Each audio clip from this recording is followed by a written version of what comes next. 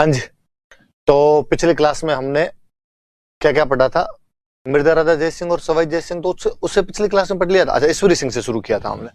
हमने पढ़ा था कि सवाई जय सिंह देवारी समझौते में कहता है कि चंद्र कंवर का जो बेटा होगा उसे अगला राजा बनाया जाएगा, और वो था माधो सिंह।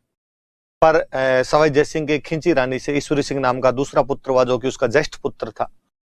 सवाई जय सिंह अंतिम समय तक भी इसका डिसीजन लेके गए नहीं सही कि किसको राजा बनाया जाएगा, इसलिए दोनों भाइयों के बीच में लड़ाई होनी स्वाभाविक सी बात थी। राजमहल का युद्ध होता है, जिसमें ईश्वरी सिंह का साथ भरतपुर वाले देते हैं, क्योंकि भरतपुर के बदन सिंह को राजा बनाने में सवाई जय सिंह का बहुत बड़ा रोल था। इसलिए भरतपुर के सूरजमल जी ईश्वरी सिंह की तरफ से लड़े। उधर मेवाड़ वाले ननिहाल वाले थे जगत सिंह सेकंड, तो वो माधो सिंह की तरफ से आए। बूंदी के उमेद सिंह और दलेल सिंह की लड़ाई चल रही थी। दलेल सिंह को पहले सवाई जय सिंह सपोर्ट कर रहे थे, अब ईश्वरी सिंह ने सपोर्ट करना शुरू कर दिया, तो उनका जो ओपोनेंट था, जो उमेद सिंह था, वो इधर से आ गया था।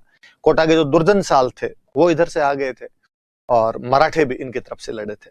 पर राजमहल के युद्ध में ईश्वरी सिंह की शानदार विक्ट्री है, और इस विक्ट्री की याद में वो 7 मंजिला इसर लाट या सरगासुली का निर्माण करवाता है। पर अगले बगरू के युद्ध के अंदर ईश्वरी सिंह को हार का सामना करना पड़ा।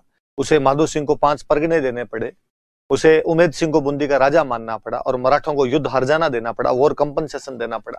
और इस वॉर कंपनसेशन के लिए मराठों ने जब उसे टॉर्चर किया तो जहर खा के मर जाता है। उसके बाद माधो सिंह राजा बना। अब युद्ध हर जाने के लिए माधो सिंह पे दबाव डाला गया। तो मैंने बताया था 10 जनवरी 1751 को मराठों के साथ कत्लेआम किया गया, और जयपुर की जनता सड़कों पर आ गई, और जयपुर की जनता ने मराठों को यहाँ पे घेर लिया था। 1759 के काकोड़ के युद्ध में माधो सिंह एक बार फिर मराठों को हराता है। पर 1761 के भटवाड़ा, जो कि बारां के अंदर एक जगह पड़ती है, काकोड़ टोंक में है, में वो कोटा के राजा शत्रुसाल से हार जाता है। यह युद्ध रणथंभौर किले पर अधिकार को लेकर हुआ था। ऐसा कहते हैं कि मुगल बादशाह अहमद शाह ने यह किला माधो सिंह को दे दिया था, जबकि वह पहले से कोटा के राजा शत्रुसाल के अधिकार में हुआ करता था। इस युद्ध में कोटा का सेनापति जालिम सिंह झाला था, जो अगले 60 वर्षों तक कोटा के रंगमंच पर एक महत्वपूर्ण भूमिका निभाता हुआ नजर आया था।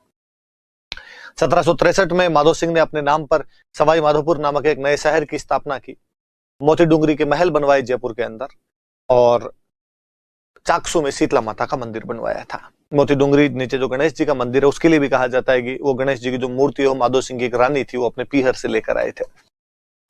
उसके बाद में माधो सिंह हो गए। माधो सिंह के बाद में हमने पढ़ा था प्रताप सिंह। तुंगा के युद्ध में जोधपुर के विजय सिंह के साथ मिलकर महाजी सिंधिया को हराकर भगा दिया था। पर पाटन के युद्ध में जब फ्रांसीसी सेनापति डी बोई मराठों का सेनापति बनकर आता है, तो इन्हें हारना पड़ा। और मालपुरा के युद्ध में भी यह दौलतराव सिंधिया के खिलाफ लड़ता हुआ हार गया था।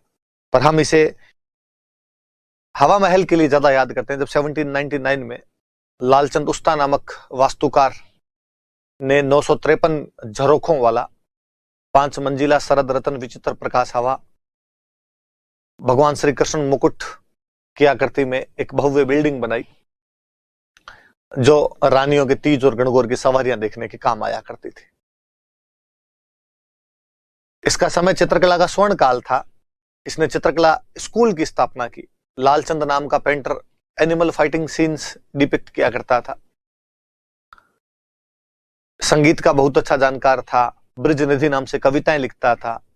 कविता के गुरु गणपति भारती थे। संगीत के गुरु चांद खान थे, जिन चांद खान को इसने बुद्ध प्रकाश की उपाधि दी थी।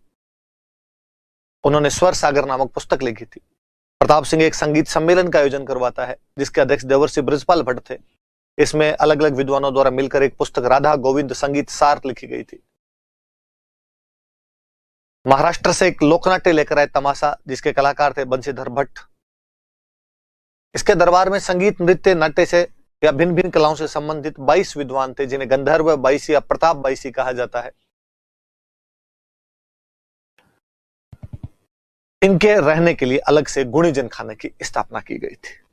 इतनी जानकारियां हमने